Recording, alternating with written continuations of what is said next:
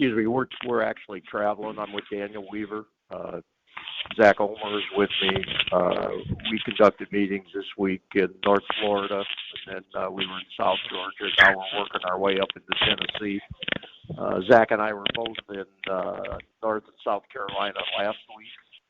And basically what I can say is it's wet down here in the South.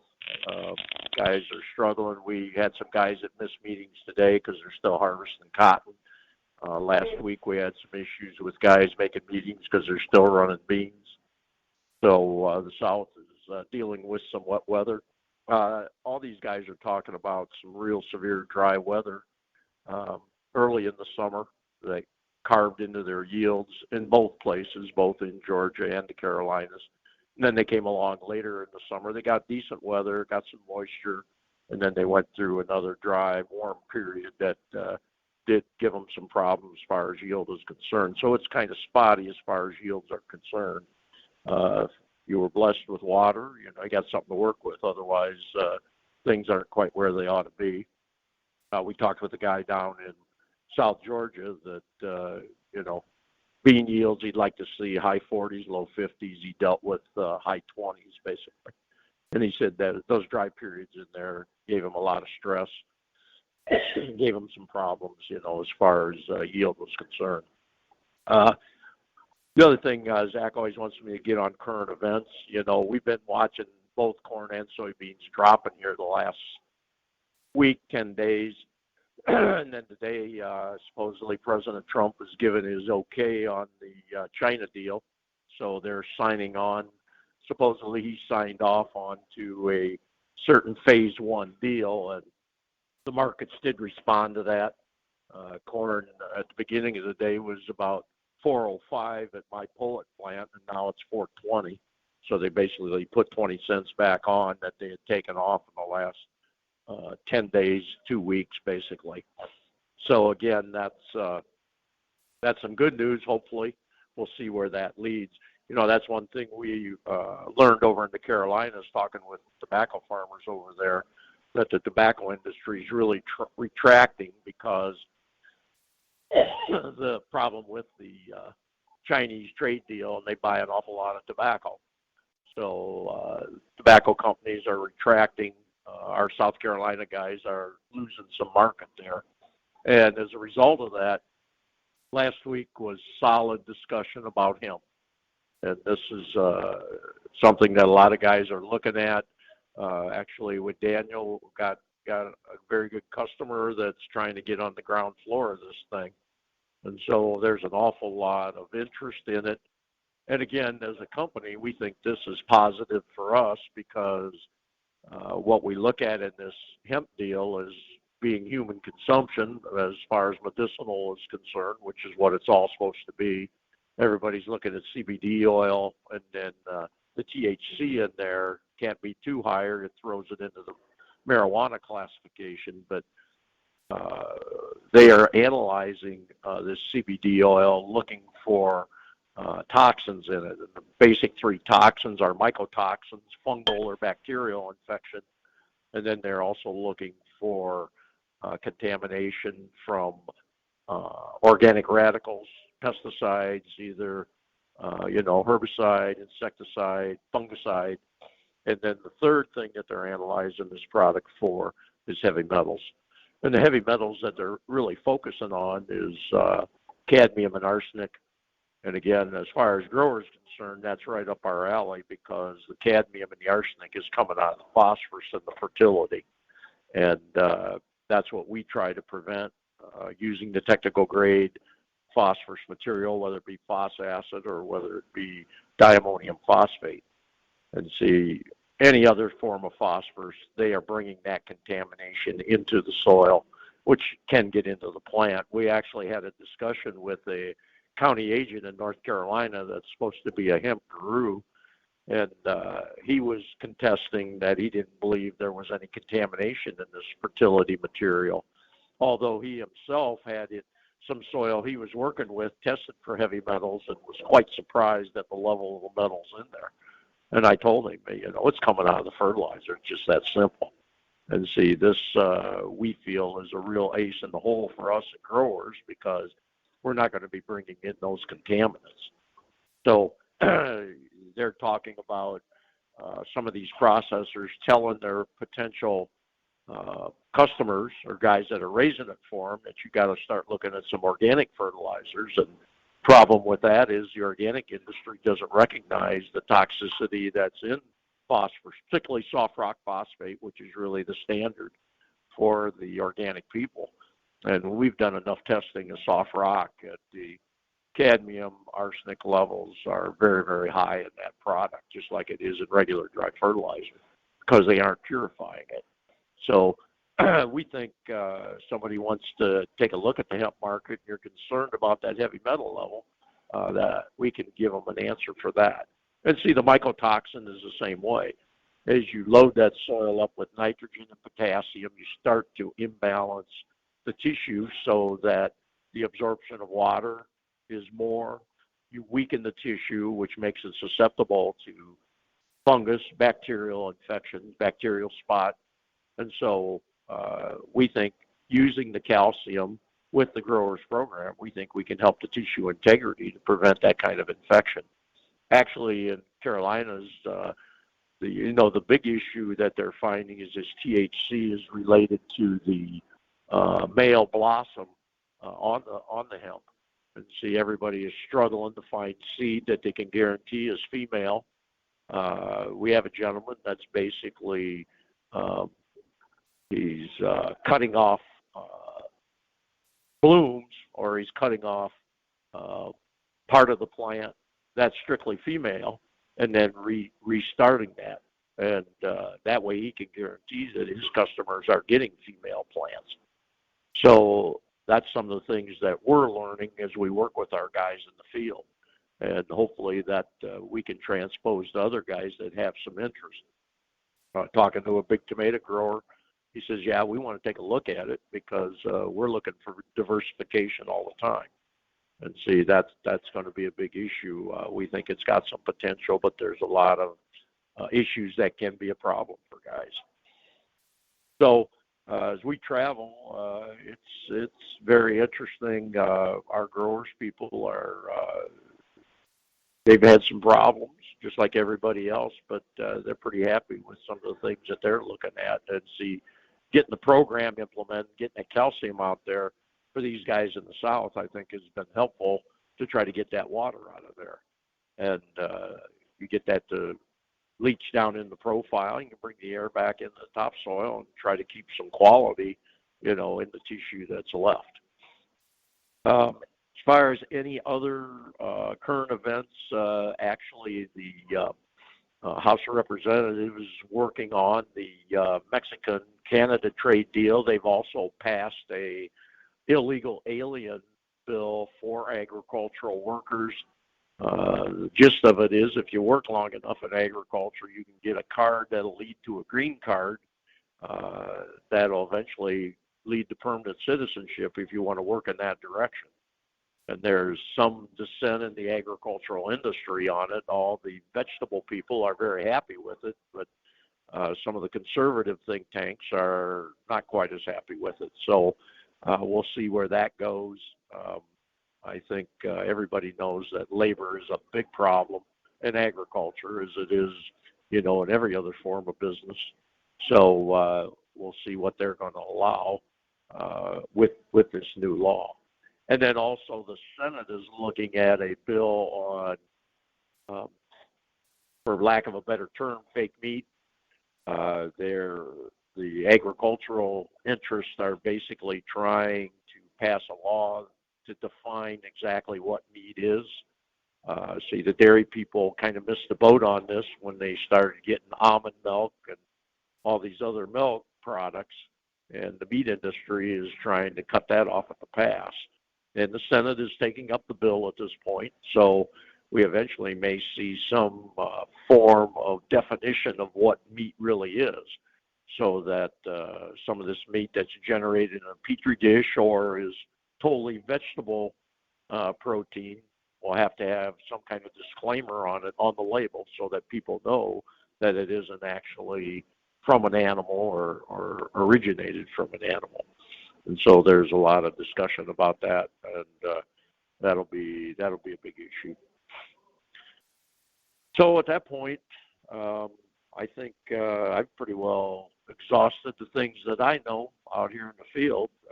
Anybody's got anything they want to discuss?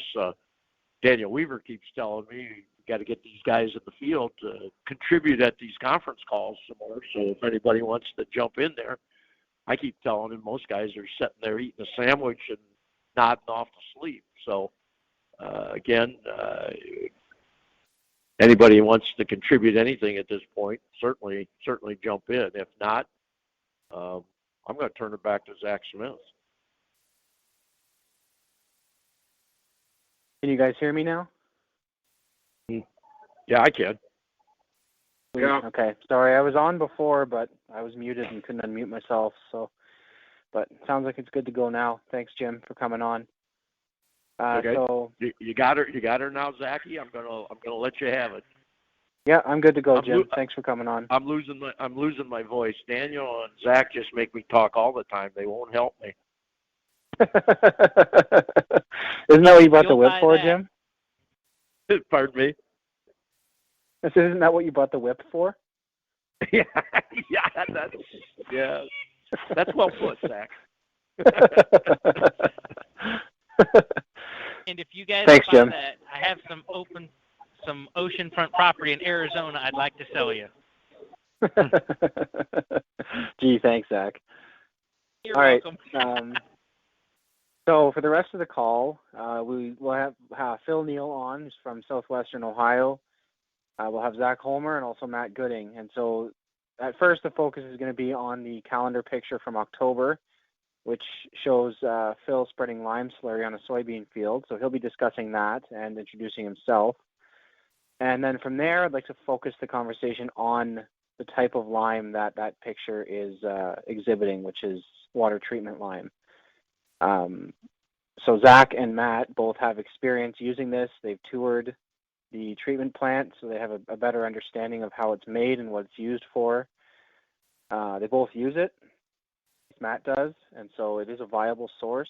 Phil obviously uses it too, a viable source of lime, and perhaps one that could be more available to some people if they don't have other sources around them. So Phil, are you on? Yes, sir. All right, sweet. Good to hear you. Phil, if you want to just start, introduce yourself. You can introduce the picture too, and then give us a little rundown on what you're doing in it and your thoughts on water treatment lime. Thanks, Zach. I appreciate you the availability of me speak tonight. The picture shows I think, because I don't have one in front of me, so I'm just guessing here. Shows a spreader spreading. They call this drinking water treatment materials, what it's called in Ohio, or DWTM. And this is a field that was in wheat and double crop beans, and we was hoping to get the lime on when the beans were just about 2 inches tall, but as you can see, they're foot plus, and we just kept spreading. That field got a total application rate of about 30-ton rate for the acre, and the cost was, I don't know, $15 or $20 an acre to have it done. So it was very economical. I've been working with the same gentleman for years, applying this product, and it's just kind of where we got to set up. But I'd like to speak a little bit about how this thing works. I don't know about Troy, but I was able to pull up the website for Columbus. And what happens is the water comes into the drinking water plant, and they add sodium carbonate or soda or caustic soda and hydrated lime to the product. And that's to remove the calcium, magnesium ions that are responsible for water hardness. For each pound of chemical used in the treatment process, 2 pounds are removed, and then that removed product goes to the outdoor ponds to hold for a time frame when the applicator or the hauler hauls it out and puts it on the fields. Now in Ohio, they're starting the program now. The current issue is the microcystine toxins, which is the beginning of algae.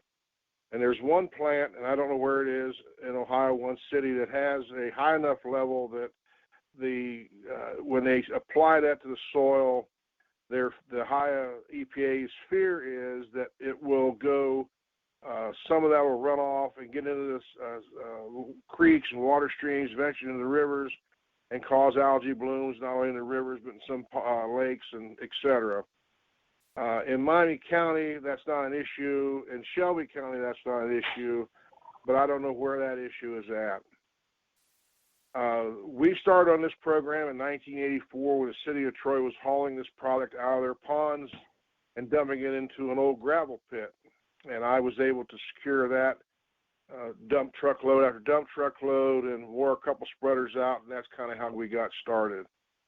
The program is, we're set up now that the city north of us is Pickaway, Ohio, and it had about 750,000 yards of stuff just overflowing, and Mr. Polham from Polecat Inc. has got that down to just, they got to haul 700 or 800 truckloads a year or 2 years out of there, and they're close enough to us. I get a whole bunch of that, and the cost is just, phenomenally low. It's a good source of product. However, anybody using it, and I cautioned everybody at the last meeting, it would be advisable to have that product tested for your calcium and magnesium and everything else that goes with that as far as a regular ag lime test, but also test for heavy metals. We tested for, cadmium, copper, and there was 5 of them we tested for. I can't remember. I don't have the test in front of us. But what was interesting was when I had a meet with the people in Sydney because they got called out for polluting, actually having a spill in a side ditch of this product from the Sydney plant. And somebody turned them into the EPA, and here the story gets started. They come out and check, and they wanted to fine them and do all this and this. And I spent the whole day listening to the gentleman. And finally, at the end of the meeting, I had his attention, the 2 or 3 other state people's attention. So I asked this question. I said, so if I had a load of Pickaway lime for the quarry, a 15-ton load, and I spilled half that load in that side ditch, would there be a pollution problem? They said, well, no, there wouldn't be one. So then I had copies of the test report, and I handed that to them. I said, so how can you qualify yourselves as tell me or tell these people here, the Polhams, that you're having a pollution problem when it's identical product as what is in the quarry? How's that an issue? And they gave no response. It looks like, what? They didn't even know. That was the look on their faces. But in today's world of legalities and people wanting to sue people and call people in, you need to have yourself protected. And the surest way to do that is to get this stuff tested and make sure that, you stand on the right side of the world, because all it takes is a phone call. And by the way, they never knew who the person was that turned them in, but they suspected it was an angry neighbor because he didn't get on the program or something. We don't really know. But that's what can happen. That's kind of about it. And if I've missed anything, you got any questions, just speak up and let me know. I'll try to answer them. Yeah, for sure. How much lime of this stuff have you actually spread on the farm, Phil? Oh, gee whiz. When we started out, we took 22,000 tons of material over 105 acres was our first attempt to try and over lime. And we dug waterways in this summer, and we're still finding it down there, 8, 9, 10 inches deep. It's still available, although we still like putting more on. Over the years, I don't know. We've emptied that Troy City pond 3 times, so that's 66,000 tons, and I don't know how much we put on since then. It's lots. We're probably pushing 100,000 tons over the years. But all over 105 acres? No, throughout all the farmland. Our goal now is to put at least 50 acres of weed out every year so we can get that 30-ton rate on it and on all the fields, and that's going to take us a few years, but it'll be done. And then we'll be done having to haul a lot of lime, and it'll just be a little bit now and again. Won't be the whole big program. So yeah. I'm very fortunate. I sit between 2 cities. I'm close to both of them. I've got a guy. I started Jim Polham on the water treatment program years ago, back in the 90s. We met. We sat for 3 or 4 hours in a tractor talking about what to do, how to do it, and I'd explain it to him. And since that time, this gentleman has done very well in promoting it. He's fought the EPA every step of the way. His wife is the person doing all the office work and arguing, and then they drug me in on it one time. And I'll give you some strange things. In Shelby County, they want you set back 100 feet off the road or any or buildings and stuff. Don't spread that material because they're afraid it's going to get into the water or the ditches and cause problems.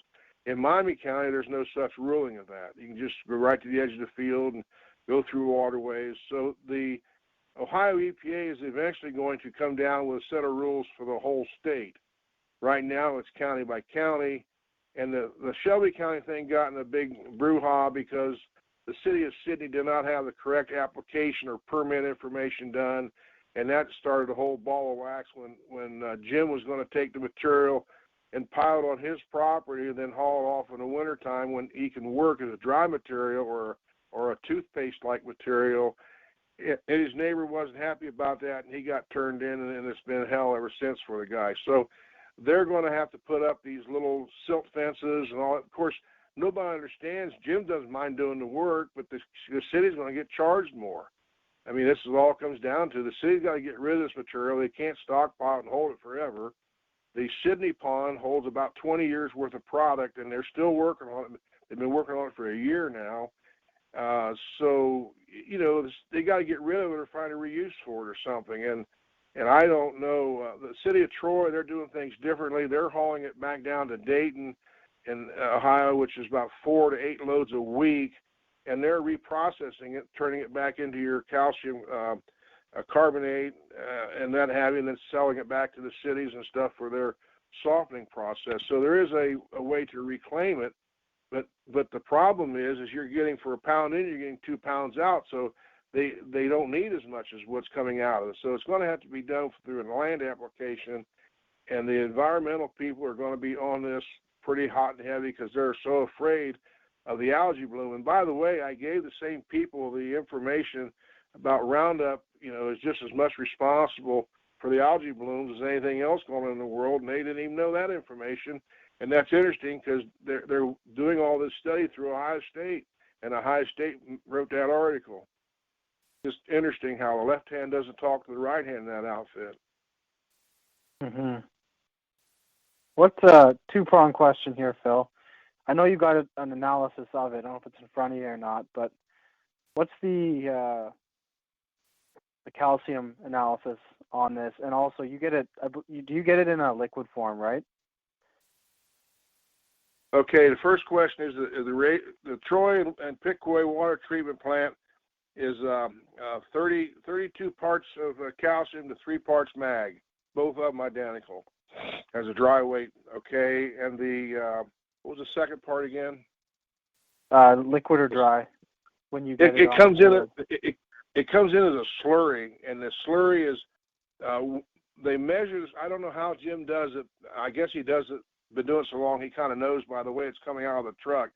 But it's the slurry is in such a manner that it's almost like a soup that you open a can of mushroom soup out and just add a little water to it, and that's kind of the consistency of it. It's just a sloppy slurry that, I mean, it has consistency. It'll stack up, but it doesn't run away. That's hard to explain, but that's kind of what it is. I get what you're saying. I think Zach and Matt, you guys can speak up here if you want, but you get it dry. Matt, you have a pile that's dry, right? Currently, yes. Mine come from, a little bit different. I'm listening to Phil, and I'm realizing, that the processes that these are done are different. Much of the water treatment line came out of Huron, Ohio, up along the lakes. They bring in ships from upper Michigan from a high-calcium mine pit up there in stones about the size of a 67 and dump them on a pile, and they would run them through a furnace, and they heat that, and they explode that rock, and they drive out the carbon, and they leave it forms an oxide, and they filter that on out, and some of it they have to put a little bit of water in to get the grade they want, and that's a waste grade product at that point, and it's kind of high moisture, and that's the lime that would be typically on the wet side. I mean, you're 60 to 70% moisture would be not uncommon, and some guys would have to let it dry, but with today's new spreaders, they don't. But the main product that plant produced was calcium oxide that gets hauled to water treatment plants, and they put that in the ones around here. And again, everybody's got a different process. And anymore, when somebody calls up and says, "Hey, I'm using water treatment lime," I kind of want to know. I want to know where they're putting it in and where it's coming from and whether it's going to a pond. And so a lot of that calcium oxide, when it comes in, can be 100-to-1 calcium to magnesium. But when it's coming out of a water treatment plant, because they usually put it in one of the first things, they usually funnel it in.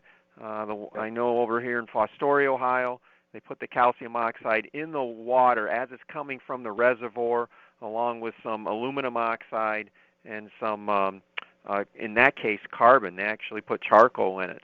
And in that case, the calcium oxide is converted to calcium hydroxide, which kills a lot of the bacteria in the pH jerking up and down, and they like it for that. And that also grabs onto the calcium and the magnesium that's in the reservoir water that was pumped from a river. And we've done tests on all that water, and we're amazed at how high the calcium and magnesium is in just a river water. And this particular river only runs like 2 or 3 miles before it's pumped in a reservoir. It's amazing. And so you can have calcium oxide going in at over 100-to-1 calcium magnesium, and it's coming out on a wet basis at 7.5-to-1 calcium to magnesium.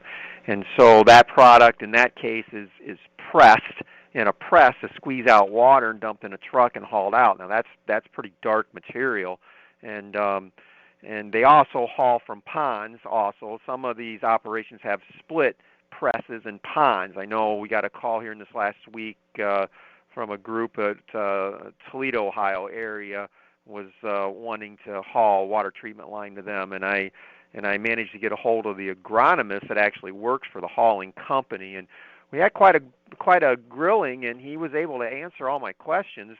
Of course, Toledo, Ohio was your epicenter of the algae issue, 2015, I think. It's been that long, or 16. And I really didn't want them getting the lime from that season, as they put all sorts of interesting chemicals in and probably did some things that they would never consider doing again. But see, all that stuff there now has been modernized and is run through a press. And some of it goes into a pond, and they tend to haul the pressed stuff farther away. And again, you're running anywhere from 7 to 8-to-1 calcium magnesium, because the reality of it is lake water is very high in dissolved solids, very high in calcium and magnesium, and so that's where we're picking this extra magnesium up. And so when you look at that ratio, we were always kind of thinking, well, it's not bad at roughly 8-to-1, but we got kind of wary of it, and kind of reinforced from this particular agronomist. I like him. He sounds like he's in his mid to upper 30s, and we're going to meet after the conversation, because he was an unusual dude to be able to say things that really right down our alley. And so, I flat out asked him, I said, at 8-to-1, this water treatment lime, or do you consider that to be that calcium side of it more available than you would have at an 8-to-1 coming out of a quarry? And he goes, oh yeah, by many factors. And I said, so you don't fear that the magnesium is necessarily more soluble too, and we got an imbalance in ratios? And he wasn't worried about that at all. The way he answered that, I should have wrote it down. I was really pleased, and yes, we're going to have a little conversation with him. But that's going to be the main one around here. We have a lot of operations use it in different forms and in different combinations. Most water treatment lime has some sort of alum in it, aluminum oxide. That is a standard treatment in water treatment facilities, especially older ones. They use that to help grab onto any sort of the different elements and drop them, whether it's heavy metals or whatever it is, and that's what Phil's kind of alluding to. You need to kind of test these heavy metals. People are kind of getting paranoid of them. But the reality of it is you say, oh my gosh, we're hauling aluminum oxide on. And when you think about that, it's for that aluminum oxide to be toxic on soil, you need an incredibly low pH in your soil. And somehow you better get rid of all the aluminum oxide that you already have in your topsoil, which is can get up into the hundreds of thousands of pounds per acre anyway. And so it isn't. Sometimes the aspect of heavy metals is more scary than what it sounds, and it's kind of where they're placed and what they're in. I mean, the flip side is you don't want to go spraying aluminum on a leaf surface, because that's a whole different animal. But in some respects, when you really think about the chemistry and stuff, some of these heavy metals aren't as concerns as others in how they do this water treatment line. Consider the source, just find out the ratio of the calcium oxide going in and kind of see where it's coming out and kind of check and see how these water treatment operations put it in. Nearly all of them put them in before they're putting anything ugly like the chlorine or the fluoride. I mean, the materials are long gone after that. And certainly most of the calcium oxides used are of good origin sources. They're not like some of these gypsum products that you kind of got to worry what heating source they use and stuff. That isn't so much a worry in the world of the oxides anyway, at least so far, unless they figure out how to corrupt the system. But that's kind of where we're at. Now, spreading it, if Zach Homer's still on, he can tell you how much fun it is to spread that stuff. I mean, especially if you have the right equipment. So let's see if Zach Homer's still functional out there. On, Carla? Yes, you are, Zach. Go. Yep. All right. I've had the opportunity to spread just about all the different slurries or compounds that have come out so far. A couple years ago, I got the option to spread some what we called calcium carbonate, the stuff that the plant in Huron was making. When they superheated the rock, it blew up and created a dust, which is much like hot ashes. It's super, super, super dry because there's no moisture left in it, and it flows kind of like ash. You try to run it through a conventional spreader, it'll suck moisture out of the air, it'll stick to the spreader box. You put your hand in it, your arm in it, it's going to get really warm. It's going to burn you to some degree. It burned my eyes a couple times because I was having some trouble with it and just wanted it out of the box and I wasn't paying attention. So I don't really recommend you playing a whole lot with that.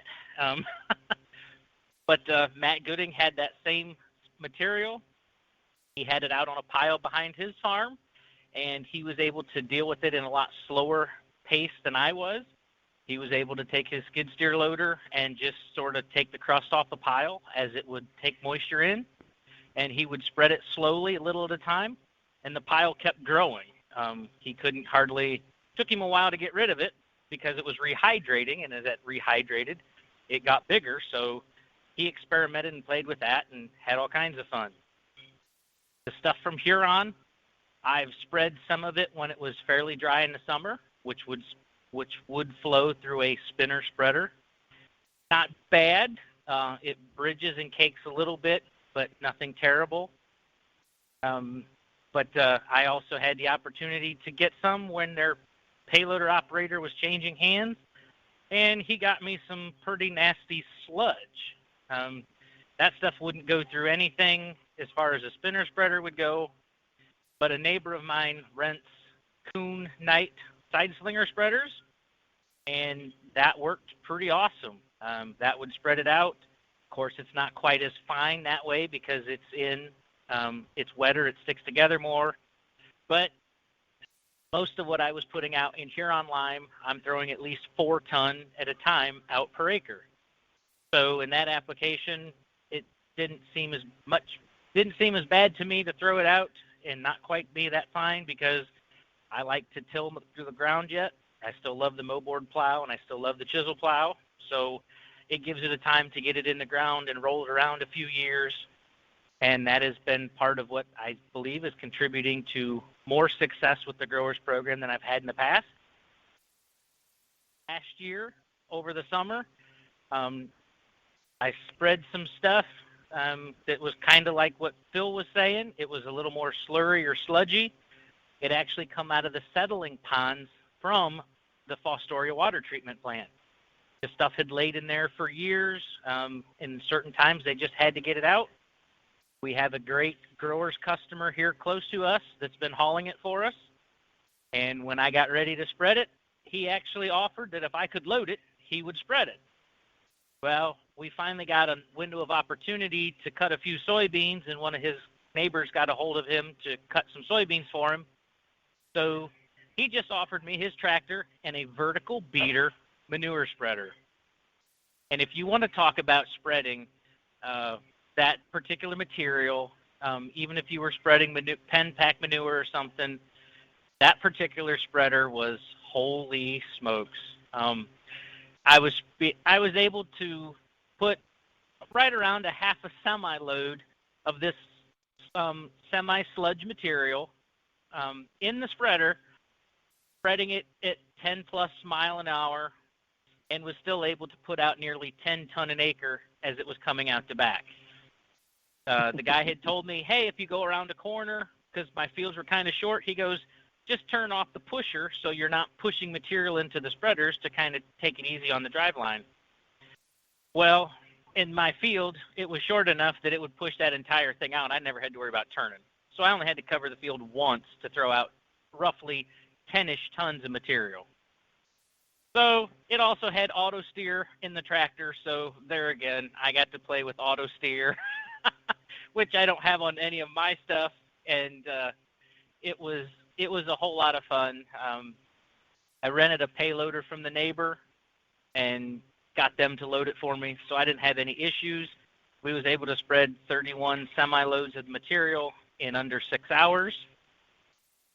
So later, I got to plow that stuff under this fall. I put it on wheat stubble that had some clover growing that was prevent plant. So I took a few pictures. Maybe you'll see them at the annual meeting or we'll see them around somewhere. But yes, the ground looked very white laying out there. It looked like it almost snowed on it. I took some pictures and some video while I was plowing. There was actually a dust following me as I plowed, as I was plowing it under. But there again, because it was already rehydrated, there was no reactivity to it, so it didn't bother me, didn't burn me or anything at that point to be in the dust. Didn't have any funky smells or anything to it. Because it was in the lagoon and it settled differently, and in different times of the year, they might use slightly different amounts of charcoal in their process. You could see the charcoal layers in some of the ponds, in some of what they were hauling me. But when it came out in the end and you looked on the field, you really didn't notice it. So the one downside to it being as wet as it was when it was hauled to me is underneath the pile. It wasn't wet deep, but it kept the top couple inches of ground just slimy. So even though the payloader was four-wheel drive, he did have some time and some issues just kind of spinning the wheels and such, trying to load it and trying to back around because it was kind of slimy on top. But we'll see what it does. I spread it in a few different places and put it around, and we'll see what throwing 10 ton of this stuff around will do and plowing it in and see what it does. And before I spread it, I had talked to the wise Jim Hallbeisen and was debating if I was going to do some soil samples on it or not. And we just came to the conclusion that forget the soil tests. We're just going to watch the crop and see what it does. So, so look forward to some pictures coming here. So on that note, Phil, how are you spreading it? Especially when you get the liquid stuff. I know in the calendar picture, I don't understand how it works, but you've got I can't even explain it. You know what I mean? Spreading a liquid slurry in that particular picture. that picture's got the cat tractor pulling what looks like a liquid lagoon toolbar. So that's the picture if Phil didn't remember which one it was. Okay, so what happens is the guy at the hauler, he does everything from hauling to trucking to spreading. He goes to these ponds, and what he has to do is he has to pump water in them to get them to loosen up so he can pump them on the truck as a slurry. He takes that out as a semi-load. Every load is weighed, so not overweight. Every load is tested for whatever they test for. And this is going to be important. EPA is going to be requiring this testing, not only in his product, but eventually through the whole state of Ohio, they're going to want soil samples. So you'll be able to prove that you need that 10 ton, 15 or whatever. And that, there's ways of working through that. But anyway, what he does, he has what they call a fracking tank, which is nothing but a big box truck trailer. They sets on the ground. It holds like 7,000 or 8,000 gallons. He'll put semi in there, come up, and about 3 minutes later, the semi is empty, and he'll load that frac trailer up, and then he'll pump that up to a drag line to the Challenger you see on there, and that's got a boom out the back. And they, depending on what the pressure is on the line going out there to how fast he's driving it, they figured it out what the rate is per acre. And Matt made us, I think it was Matt said it was so much percent water, and somehow or another Jim has got that down. I don't know what he uses, but he knows by how much water he puts in there, and that back figures to dry material, so that's kind of how that works. That's how we have it here. Now, at City of Troy, we have 10 wells. It's in the sand. It used to be in limestone, but it's in sand. So our calcium levels are higher than what it would be from the lake water and reservoirs and stuff. But this is very important to me.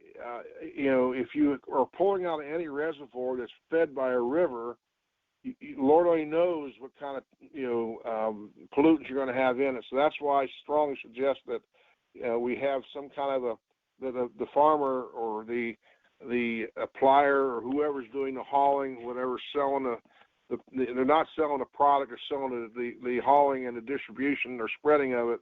Have that tested and have that on record in your own, your safe deposit box or something. Don't ever get rid of it, because that might be the only way you're going to get out of a EPA problem in Ohio. Thanks, Phil. Matt, you'd mentioned that the agronomist you talked to said that the water treatment lime, the calcium in it is more available than ag lime. Yep. Do you know why?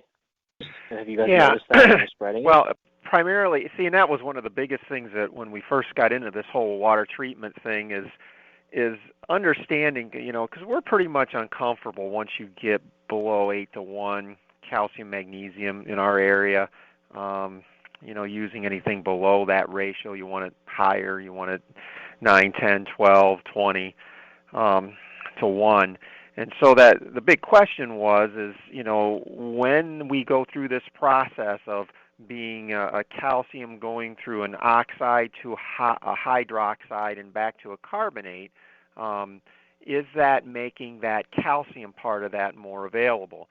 Because we always talk about if you lined up all the different elements, nitrogen, potassium, phosphate, calcium, magnesium, up against one wall and had them race to the other wall like a bunch of school kids would, the magnesium and nitrogen in terms of its reactivity in soil and in many biological scenarios would make it to the other wall first. It would be a race between probably those two elements, being magnesium and nitrogen. The calcium would probably only get about one step away from the wall as the other ones are arriving at the opposite wall, so to speak. And so the question always is if we could find, a definitive answer to that, because in theory, we already know, for one thing, it's got to be more available than quarried lime, the calcium part of it, in a significant proportion over the magnesium, simply because of its fineness. When you explode an oxide like that, when you explode a carbonate and in that process, it's fine. It is a pulverized explosion type aspect. I mean, that was the only way over in Ireland that they could ever. They have all those kills over there, in those poor soils in northern Britain and Ireland. There, the only way they could really grow anything was to put what was calcium oxide on there. I mean, they had no way of busting up any ground rock and spread it in their fields, and so they had all these kills, and they would heat that rock up and burn them all night, and all of a sudden, boom, the stuff would start popping, so to speak, and that popping, she would go in the small dust, and the farmers would haul it out and put anywhere from 3 to 5 barrels is what records I could find about it per acre. Because it was an oxide, not a carbonate, they'd had to do it every 2 or 3 years recurrently. That's one thing about that. It's kind of like what gypsum is today. You kind of seem to have to use more of it more often, or more often applications. But the reality of it is that was the only way they could get it that fine, and essentially that's what's happening through this whole process. So, I was kind of pumping this guy, so what do you think? And he was basically saying that he feels, and what he's read and what he's observed is the calcium is multiplied by a factor of 2 of availability over the magnesium in that solution. And I want to grill him a little more about that. But that is roughly what he said, and said it with a lot of confidence. Because I told him, I said, we could not find anybody. I mean, I live within 2 miles of a nationally renowned water treatment testing operation here. It's in a college, several $1 million. They've got equipment in there. They can't even find people how to run it. And I remember calling them up and asking that question, and they couldn't answer it. And they frankly said the guy that could answer that has just got Alzheimer's here recently. And so I know Jim tried to call and find some people out that we could really definitively say that, because we find, based on the water sources. Now Phil said it. A river, you got to watch what's upstream on a river, because that can get some ugly things in there, so to speak, because you would be amazed at the tests we've seen. We tested every mile of a river, basically, a mile to a half of a river that was going into this water treatment plant, and we were astounded how much more calcium and magnesium at each testing site, as it got closer to the plant, went up in calcium and magnesium just in rainwater leaching agricultural soils. We were stunned. It's just stunning to see. So I don't know if that answers your question, Zach. Yeah, it does. Thanks, Matt. I'm curious too if the fineness from the exploding makes the calcium more available, why I wouldn't do the same for the magnesium. But anyway, that's something to find out. My last question, which is kind of for all three of you, since you've all handled and used this stuff on your own fields, how does it, in terms of any effects, how long it takes to act, how long it lasts, how would it compare to, I'd say, more traditional sources of lime? Well, I'll jump in first on that. The testing on our material from the city of Troy, and I'm sure it's the same as Pickway's, is 100% goes through a 100 mesh screen. So we look at, like, when it dries out and it gets on your hands, it's like talcum powder. And normally, if you have quarry lime, ag lime put on, you're talking 6 months to a year and a half before you get your activity working, because it's just coarse. And the other material that we get from these treatment plants is so fine that we feel that the reaction time, like if we was to put some on this summer, it'd be working for us before the end of harvest or into the next spring. We already have use of most of it already. So we look at it, and I never looked at it the way Matt did, about as far as the way all these ions work and this thing. I mean, I don't go into the scientific side of it.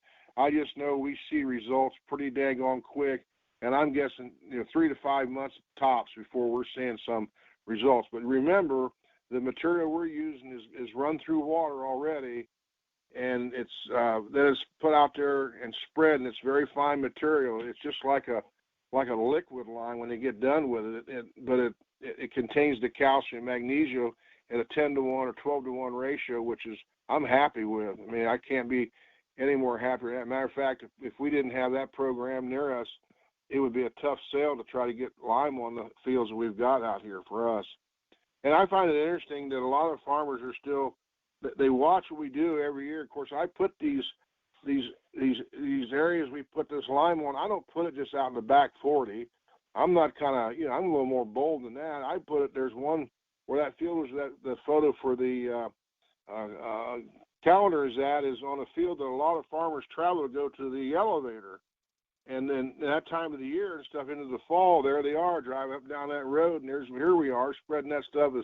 It's like someone whitewashed the whole field, and they just and nobody will. What are you doing? Well, he's hauling that lime again, and everybody says, well, he's going to have this problem, that problem, and I've been doing this since '84, and I'm still hearing today that we're going to have all these problems. Well, the problem I've got is, we got too much money coming in now. That's what happens because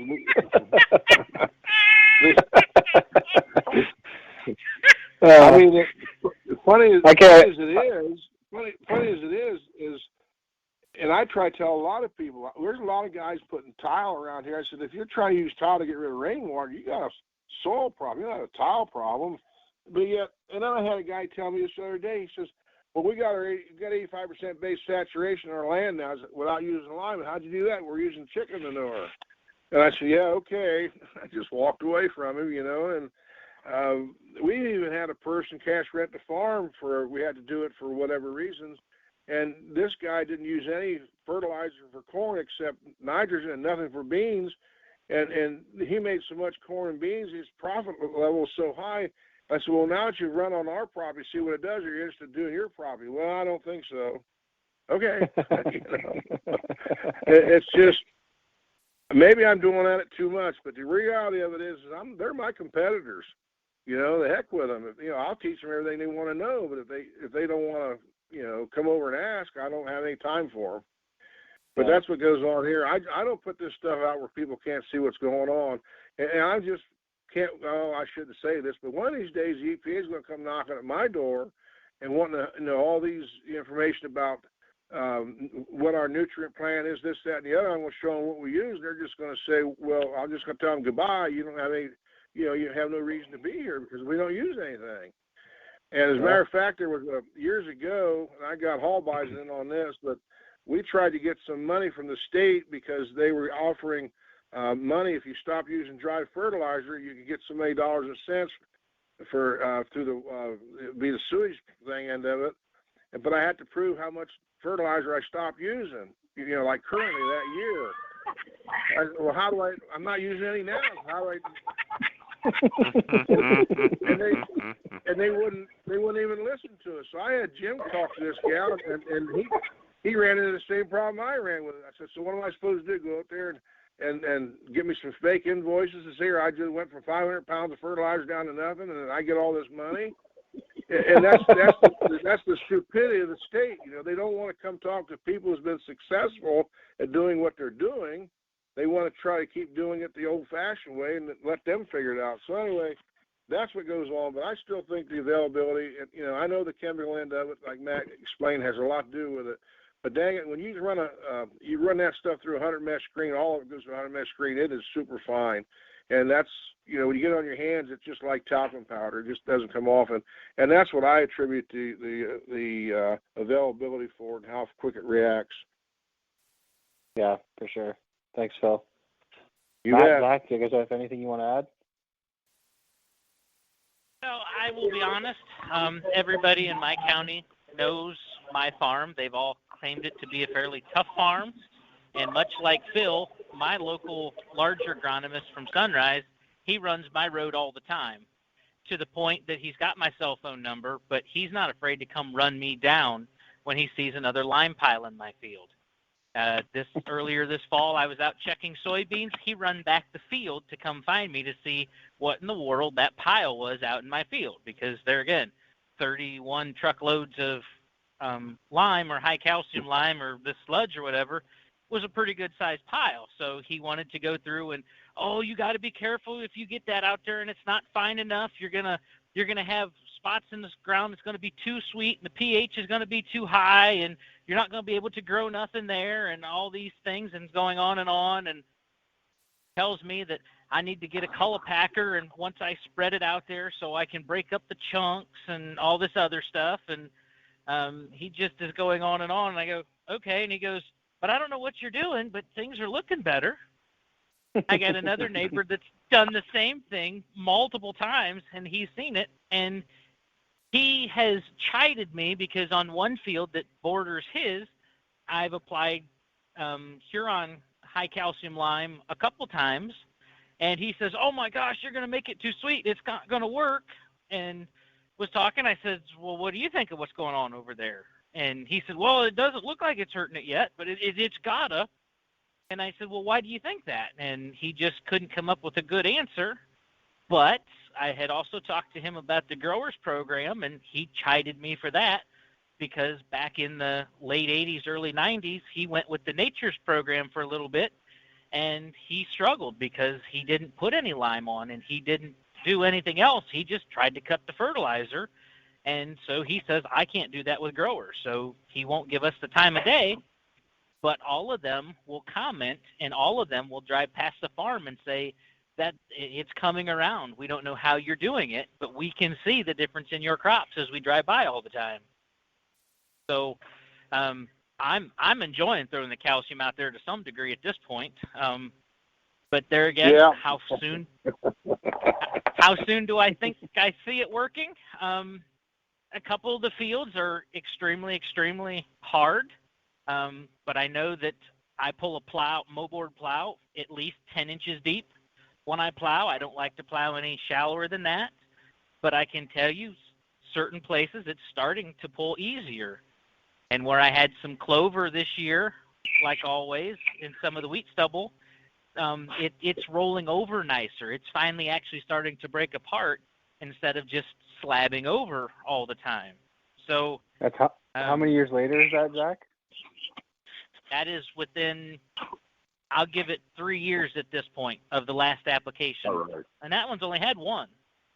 So in that particular field, I gave it 10 ton this year because I haven't really seen much of a yield response per se, because it's got a bunch of pockets in it that are pretty tight, and it's not percolating water well. It's just flat wet, and I know that it needs to get something to get the water off of it. And while I plowed everything again this year to plow the majority of that calcium deep, my plan is it'll probably go to corn, but next fall, if the weather permits, I'm probably going to deep rip it so I can get down there a little deeper below my plow pan and see if I can just stir the stuff up a little bit and get that calcium down there a little deeper in the subsoil so the crops can root there a little deeper.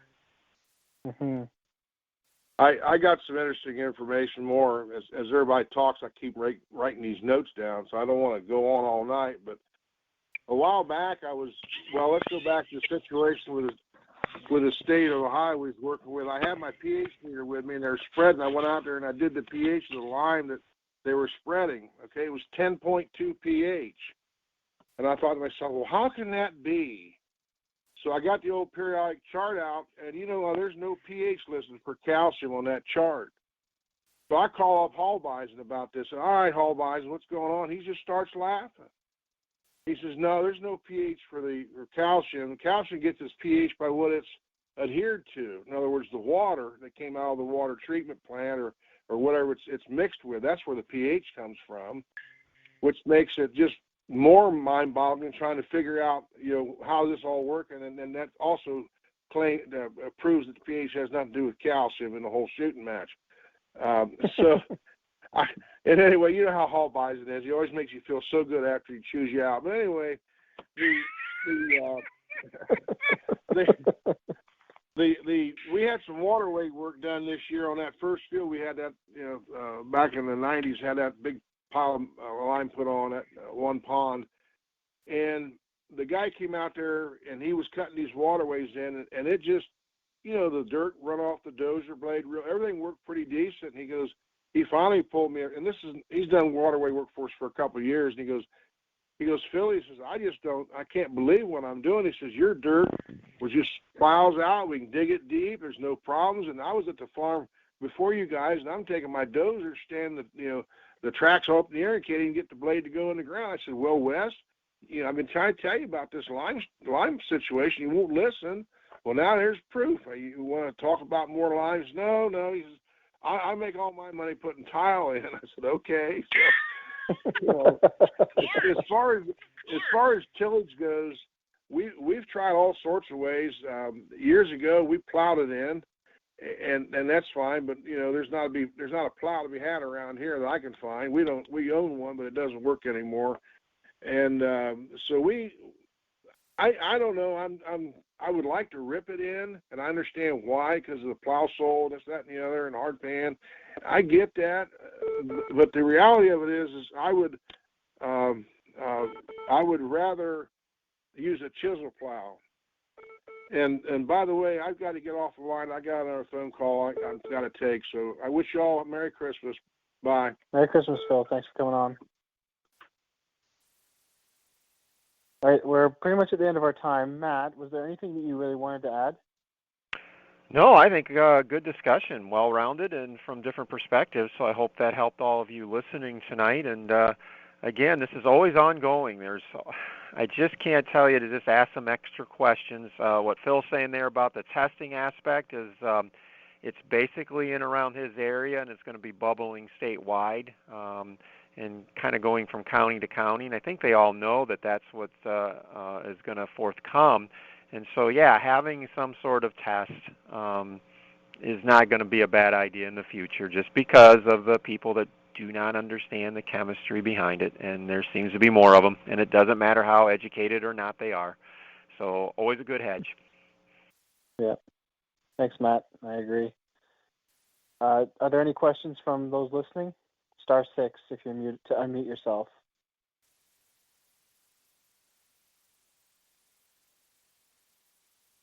All right. Well, everybody have a Merry Christmas. Everybody have a Merry Christmas. The next conference call is on January 9th at 9 p.m. Eastern Standard Time. And thank you for listening in. Have a good night. And thank you, Matt and Zach, for coming on as well. Yep. Take care. Take care. Thanks.